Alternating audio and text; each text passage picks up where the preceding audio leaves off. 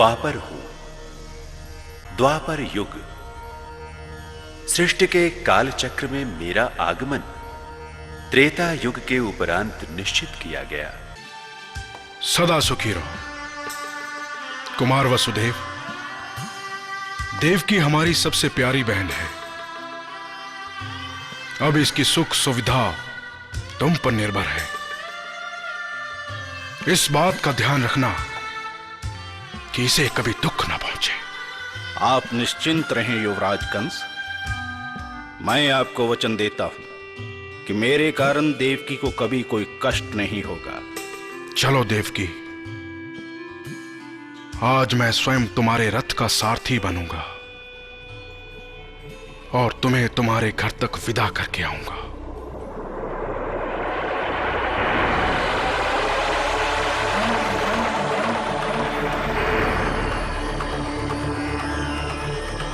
मूर्ख कंस, जिसे तू इतनी प्रसन्नता से रथ में बिठाकर विदा करने जा रहा है, उसी देवकी के 8वें गर्भ की संतान तुझे मार डालेगी। इसका 8वां गर्भ तेरा काल होगा।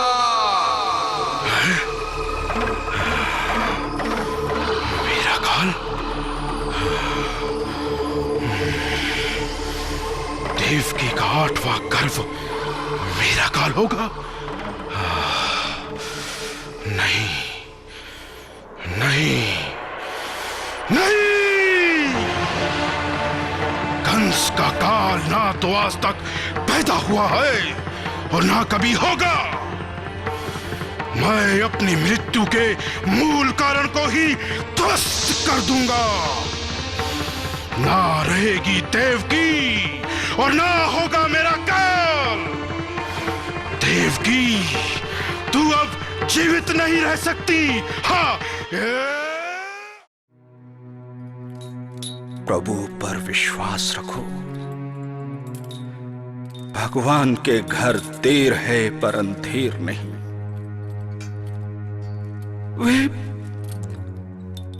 वे हमारे सारे दुख दूर कर देंगे। तुम्हारा बलिदान व्यर्थ नहीं जाएगा। तुम्हारे आंसुओं की कीमत भगवान देंगे, अवश्य देंगे देवकी, अवश्य।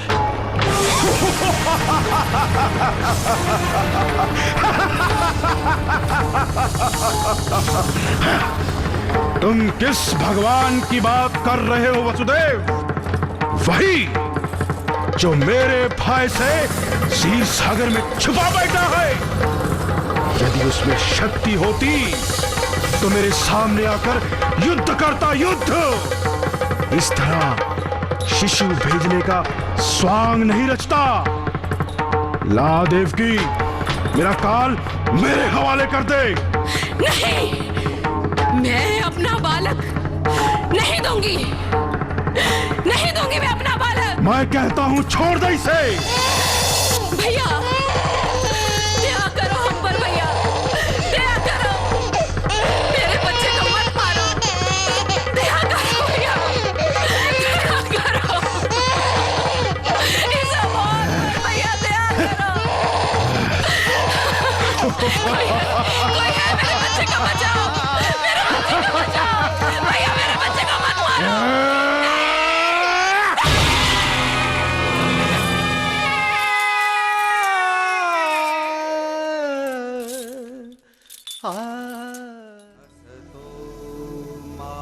हे वसुदेव, माता देवकी, उठो। प्रभु, प्रणाम जगदीश्वर।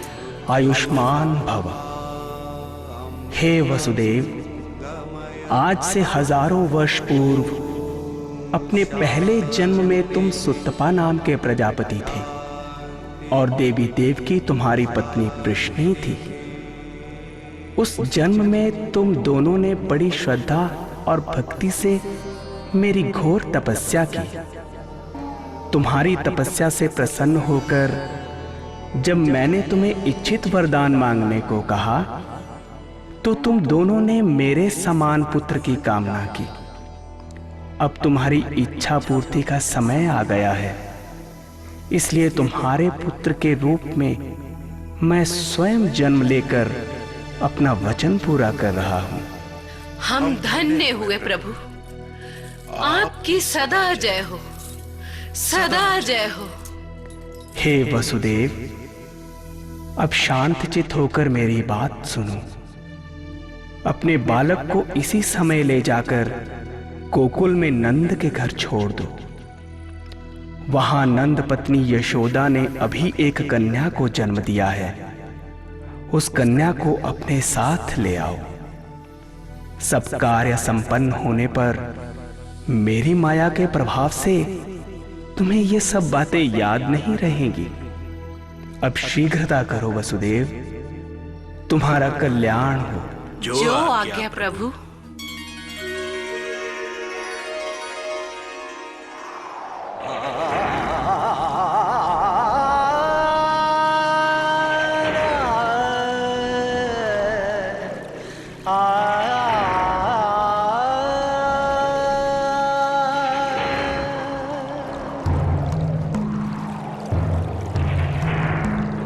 घन घोर घटाएं बरस रही, संग आंधी तूफान।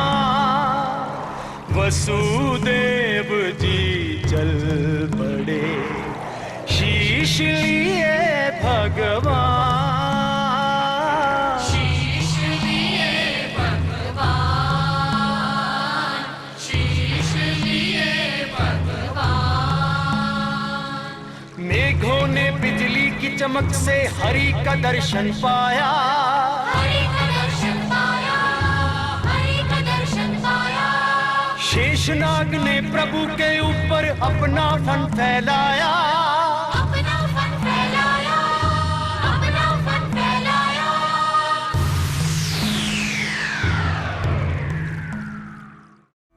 देखो, आज शरद पूर्णिमा की रात है। चांद अपनी संपूर्ण कलाओं सहित आकाश में खिला है। फूलों की भीनी भीनी सुगंध से सारा वातावरण महक रहा है।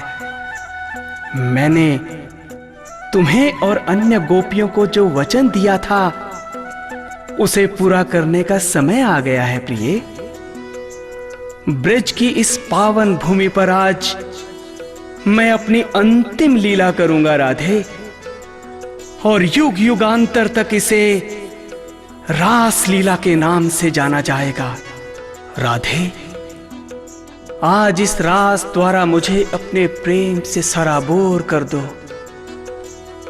और मुझ में अपने प्रेम की इतनी शक्ति भर दो कि मैं सब दुष्टों का नाश करके पृथ्वी का भार उतार सकूं।